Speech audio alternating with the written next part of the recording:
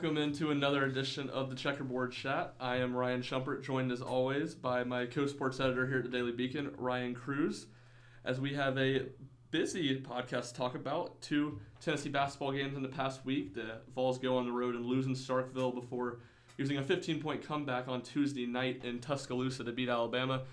The Lady Vols have been active as well. 2 games, a win at Vanderbilt and a loss at South Carolina.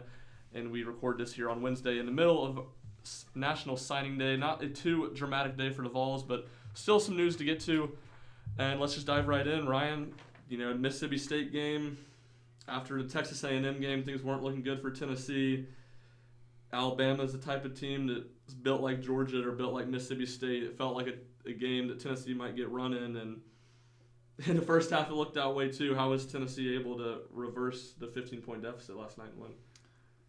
They shot the ball well, played with great aggressiveness, and that's what Fulkerson's talked about, especially after the Texas A&M game, talking about how we had little to no free throw shots, which means we're not going hard in the lane, we're not taking that with effort, and he was talking about how there's you definitely see a correlation in the stats where when we're getting lots of free throws, we're playing well.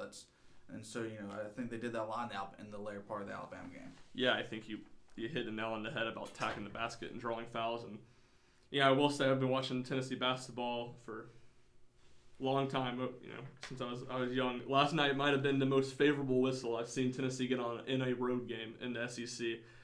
You see a lot of games where it's a lot of very bad home court cooking. I thought Tennessee got a good whistle last night, but credit them for taking advantage, and they gave themselves a chance to get a favorable whistle. They've been in a place this year where they really haven't. They've had a ton of games at home, like you said, where they've gotten other teams shot a lot more free throws than them.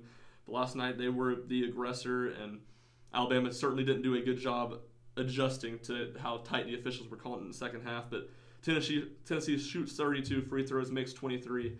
Alabama shoots 8, makes 5. I mean, that's probably the biggest difference when you look at the game. This is what Tennessee was able to get done at the free throw line. And Alabama is a small team to begin with. Herb Jones, their starting power forward, was out, and Tennessee really just attacked him down low. You saw it starting kind of late in the first half with John Fulkerson. They went to him. He didn't miss I think he ended the first half on a 6-0 run. He didn't miss a shot in the first half, and he ends with a career-high 22 points on 8 and 9 shooting. So a big night for Fulkerson. Pond's another guy that played well. Another thing I think you have to look at is kind of Tennessee's done well in the Mississippi State game too, is the turnovers. Tennessee's really limited those. They had 13 last night, won the turnover battle. Just 6 against Mississippi State. Where do you think the growth is? Why do you think Tennessee's been able to take care of the ball better in these past few games? I think, you're just dealing with a lot of youth on this team. Coach Barnes talked about how this schedule is not built for the freshmen to play this the amount of minutes they're playing right now. So definitely with a young team, it's repetition. It's just getting practice. It's getting the system. It's just being there. It's one thing, and practice is one thing, but once you get in the game, emotions are running high. You get the crowd, but so just kind of slowly getting into that, and adjusting that is huge for these freshmen. Yeah, I mean, it definitely is, and you saw Josiah James did not play last night, but that gave an opportunity for Devontae Gaines to play. I believe he played 14 minutes, and he didn't really light up the stat sheet, but there's no doubt he made a difference last night for what he did on the defensive end. Was able to get Alabama out of a rhythm at time, and Vescovi's the big one. You look at just trying to figure things out. I mean, he's been in college for a month and a week, just about 5 weeks. He's just first time even playing in America, dealing with the adjustments athletically. And he didn't. He struggled last night shooting. He was 2 of 15, had 8 points. I mean, he couldn't really find inside the rim, but he played 38 minutes. He only turned the ball over 1 time. He had 5 assists, I believe, 6 rebounds as well. So he's making his mark, and he played pretty well at Mississippi State. Had 16 points in that game, 4 rebounds, 5 assists, only 3 turnovers. So he's a guy that's really developing. It's going to be interesting to watch him continue to see how he can grow and get more comfortable. Transitioning kind of to a different foreign newcomer. I think we got about 5 or 6 games now of Plavsic. He started 2. He started at Mississippi State and then Alabama last night due to James being injured. What are kind of your takeaways from him? About what you expected, more or less? I think the first couple games, he was a little bit below expectation, but I feel like everyone had been building up this whole free Euros moment. So I think there's a lot of hype around him. But you got to realize this is, again, this is his first game here in the SEC. So the first couple games, once you start to get in, be more comfortable. I think there's also a little problem with the reaching in, but not, but having it's not more going to catch you a foul, but it's not going to help you. So it's to reach in smartly and to work on the defensive end, and just get its balance and get everything adjusting to the speed has been huge for him. Yeah, I think that's the last thing you said. The speed is going to be the big question. He clearly has some offensive talent. He scored 16 points in that Mississippi State game. He's shown an ability that he gets the ball down low. He can have a plan. He's pretty smart with the ball as a low post scorer. I wonder how much can he grow on the defensive end, because he certainly isn't the quickest guy. I think Barnes is going to have to adapt some of the stuff they do. I don't think he needs to be hedging hard like they like to do with Fulkerson and Pons, and they did last year with Kyle Alexander and Grant Williams. But those guys are just athletically a cut above Plavsic. I don't think they're going to be able to do that with him. But he's certainly a guy, I think, if you use the right way, he can be very beneficial. I don't think he's ever going to be a 30-minute a game guy. I say this, he's got 4 years. We'll see how he develops. But a guy who can play 15 to 20 minutes a night, play with him smart, keep him in the paint. I mean, just the fact that he's 7 foot and he has good touch around the rim makes him a big problem for defenses to deal with. And anyone who can make defenses sweat a little bit is a major positive for this Tennessee team. Going into the matchup against Kentucky now, get the big win last night. Tennessee's certainly still on the outside looking in on the NCAA tournament, but it felt like last night could have been a dagger to their hopes. Now a chance to get a big win Saturday. Rick Barnes hasn't lost to Kentucky at home in his 4 years. Kentucky's playing pretty well. Big win last night over Mississippi State. What do you think Tennessee has to do to at least give themselves a chance to win Saturday? Well, I think one of the biggest things is Jordan Bowden. The past 2 Saturdays he didn't score a point in the first half. Last night he stepped up for the Vols and that they did well. So in both those games, he went scoreless in the first half, but did put in a solid second half. But in order to beat someone like Kentucky, he's got to bring it for the entire 40 minutes. And I think he has what it takes to help bring this team along. But you got to get consistent effort from Bowden as the season goes along. Yeah, I mean the consistency has been the problem with him. Obviously, he's shown flashes in his first couple of years. He's shown flashes this year where he's played pretty well. Last night has to be the blueprint, you would think, for him. He didn't shoot the ball great. I believe he was 0 of 4 from 3, but got to the free throw line, 10 of 11 at the line, 20 points. And, he's not going to get 10 points at the free throw line every night, but he has to be able to attack the basket, especially when his shot's not falling. And especially with James being out, and he's day-to-day. He was questionable last night. We'll see if he plays Saturday. Bowden's really the only guard for Tennessee that's very athletic and can score. I mean, Gaines is a pretty good athlete, but he's not a guy that at this point in his career is going to score for you. And Santiago can create some stuff offensively, but he's just not the athlete that consistently be able to put pressure on defense. With James out, Bowden really has to – Tennessee really needs consistency from him no matter what. But with James out, they have to have that consistency from Bowden. They have to have him playing 40 or 30 good minutes, 30, 35 good minutes for Tennessee. Changing subjects a little bit, we'll go into the Lady Vols. A 1-1 week for them is similar to Tennessee. The men's team, they're at a part in their schedule where things are getting a lot harder in conference play. They got a big win over LSU last Monday night. Sunday? Sunday. Was last Sunday. Good win over a good LSU team. Probably the best win in conference they have to date. Then they go on the road. They get a 9-point win at Vanderbilt. Renaya Davis goes for 22 points. And then first big time test in conference play at South Carolina on Sunday. Number 1 team in the country, and the Gamecocks made it a long afternoon for Tennessee as South Carolina picked up a 69-48 win. What were your kind of takeaways from the week, and I guess that South Carolina performance as a whole?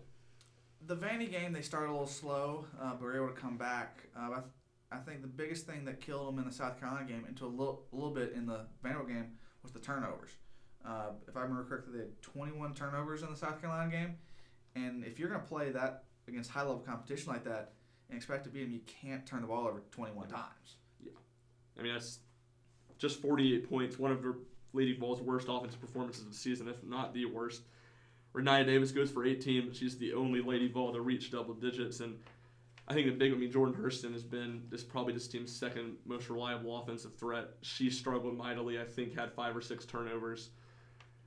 And I think that's kind of the question. Renaya Davis has really submitted herself as one of the SEC's best players. 40 points last week, and that seems like that's kind of become a norm for her. But the question becomes, can Tennessee find consistent production from anyone else? And right now, that's kind of been hit or miss. Jasmine Massengale played well down the stretch in that Vandy game. I think had 6 of her 8 points in the fourth quarter.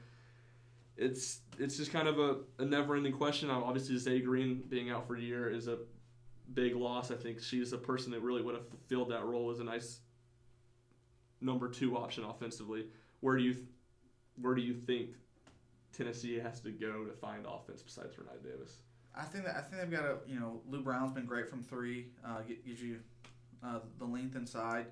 I think Burrell's put up great numbers, but I think her problem is a lot of times she's a Carmelo Anthony type shooter where she puts up these good numbers, but this last game she went 2 for 12, and to do well you got to become a higher percentage instead of a higher number.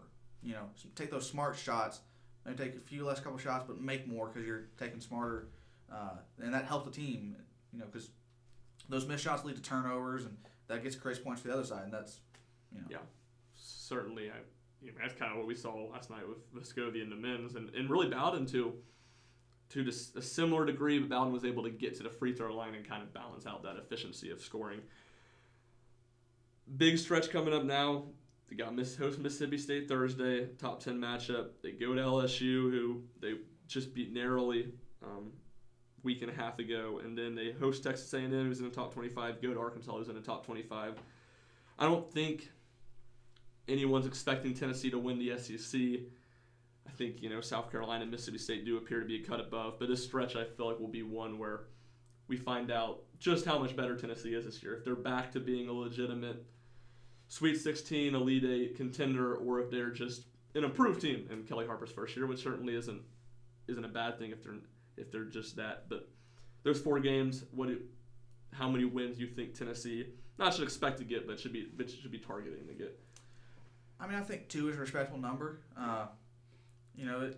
All those games are kind of toss-ups. It's just you got to push for the breaks. I think they have the talent to do it. It's just how the luck falls and just continuing to give yourself a shot. Yeah, like you say, I'd say probably Tennessee's probably a little bit better team than LSU. Tennessee's probably a little bit worse team than Mississippi State. But you get Mississippi State at home, you go to LSU. Tennessee's very even with both Arkansas and A&M. It's going to be pretty even matchups, and it's going to be, like you said, it's going to be about taking advantage of the breaks, because it's going to 1 or 2 possessions could really swing any of those games either way. Moving in to the Tennessee football section of the podcast, Tennessee seemingly has completed its coaching staff, ending the coaching carousel. Last week, the Vols make the news official. They replaced David Johnson, who the running backs coach had departed to go to Florida State, with Jay Graham, the former Tennessee running back in the early 90s. Graham had been at Texas A&M with Jimbo Fisher the past 2 seasons as a running backs coach. Before that, he was with Jimbo Fisher at Florida State. Before that, he had spent 1 year at Tennessee on Derek Dooley's last staff in Knoxville. But Jay Graham, a big name that, Jeremy Pruitt cuts the check per the saying, going to pay him over $500,000 a year to coach running backs. A guy with, I think, what makes this such a good hire. Obviously, you love to see anytime you get a former player back, people are going to celebrate that. They did that with Terry Ferry, they did that with T. Martin. But where I think with Jay Graham is such a good hire is his recruiting ties in the state of North Carolina. Concord, North Carolina guy, he's got ties in that state, he's got ties in South Carolina, he's got ties in Virginia. That's the area Tennessee is very heavily trying to hit in this 2021 class coming up. And Jay Graham's certainly a guy that understands the challenges and the difficulties that come with recruiting to Tennessee. On the other side of the ball, Kevin Scherer, the inside linebackers coach, took the job with the New York Giants. His replacement will be Brian Niedermeyer, the current Tennessee tight ends coach. He will move over from tight ends to linebacker to coach inside backers. I don't think that's really a huge surprise. Seems like anytime Jeremy Pruitt opened his mouth to talk about Brian Niedermeyer in the past year, he talked about how he's just a football guy that can coach any position. So he's kept that as a possibility out there that he could coach on the defensive side of the ball, and that looks like it'll be the case with Joe Ossovet, who was currently an off-the-field coach, will be moving to coach tight ends. Ossovet, a guy that with Northeastern ties, was a JUCO head coach in New York. He's been hitting the recruiting trail for the Vols the past month. With David Johnson being departed, he's been the coach that's moved into that role, and he's really hit the Northeast hard. And it'll be interesting, not an area that Tennessee targets a whole lot in recruiting, but certainly an area where Ossovet has some ties. Ryan, were you surprised by the way the coaching staff shook out, and what were your takeaways with what Jeremy Pruitt decided to do with the 2 open spots? I mean, definitely, I think those are both 2 great additions to the team. Jay Graham, storied career. It's always great to have an alumni guy play in the NFL, if I'm correct. Yeah, played 5 years in the league. To sit there in recruiting to say, I came through this school, and this school allowed me to go to the league, and then, as someone who was in the league, I can show you what I did. I can, teach you about everything that has to go along with that. And then Niedermeyer, not really surprised there. He seems to have captured the claim of Coach Pruitt, a lot of the fan base, and he definitely looked like he was in line for promotion. I think it's going to be big. He's a great recruiter and something that endeared him to a lot of people. And to have him in a position of such importance to the defensive side of the ball as linebacker, as you can go into rooms trying to recruit those top-level linebackers, personally say, I'm the guy you're working with. So it helps create that connection early. Especially, I think he'll do a good job of mentoring Henry Tua and Quarivis Couch, who are likely going to be moving to the inside linebacker position this year. Yeah, and it's kind of interesting. I hadn't thought about it until just now when you were talking, and you kind of made the comment before we started recording about it. But it's interesting that Niedermeyer was the lead recruiter for To'oTo'o a year ago. He was the lead recruiter for Crouch a year ago. So while he hasn't directly coached those guys, he has good relationships already built with the guys in that room. Which makes that, you would think, make that transition seamlessly for them. National Signing Day 2021, not a whole lot of news. The early signing period's kind of taken away a lot of the drama of this day, but Vols received good news this morning with Dee Beckwith, a Florence, Alabama athlete who the Vols like at tight end, maybe receiver. Chose Tennessee over Florida and Kentucky. Florida was kind of the main competition there. A good get for Tennessee, the cousin of Lalonte Turner, actually. Tennessee was his first offer over a year ago. Tennessee was recruiting him hard for a long time. A guy Jim Chaney really likes. Fringe 3-star, 4-star, rated as a 3-star on the 247 composite. And then the Vols will have their eyes open again this afternoon as Malachi Weidman, the 4-star receiver from Venice, Florida, is looking to make a decision. Currently committed to Florida State. Doesn't seem like that's where he will sign today. He visited Tennessee 2 weekends ago, Ole Miss last weekend. Those two kind of seem to be the 2 most likely destinations for a top 150 recruit. And, if Tennessee is able to add him, talk about a real strong receiving class with 4-star Jalil Hyatt, 4-star Jimmy Callaway, another guy that got over at Kentucky, and then obviously this morning with the fringe tight end of Dee Beckwith being a fringe tight end receiver guy. One only other name on the board for Tennessee, the Zach Evans saga, the high 4-star, low 5-star running back from Houston. He signed with Georgia in the early signing period and was released from his letter of intent. He's been looking at kind of similar schools. Tennessee and Ole Miss seem to be the 2 that they've gotten his 2 most recent visits. Texas A&M maybe still in on that one. Does not appear that Zach Evans is going to do anything today. He cannot sign a letter of intent since he already signed one. And the word is that Evans wants to wait until March when the open period begins again and he can go take a couple more visits. So that one seems like it'll have many more twists and turns, as it has had plenty of twists and turns so far. But we will have you covered with all of that recruiting, any other potential surprises with Jeremy Pruitt's staff after the National Signing Day, as well as Tennessee's basketball's matchup this weekend with Kentucky, and full Lady Vols coverage against Mississippi State Thursday. And LSU this weekend. Thank you for joining us. Have a good rest of your day.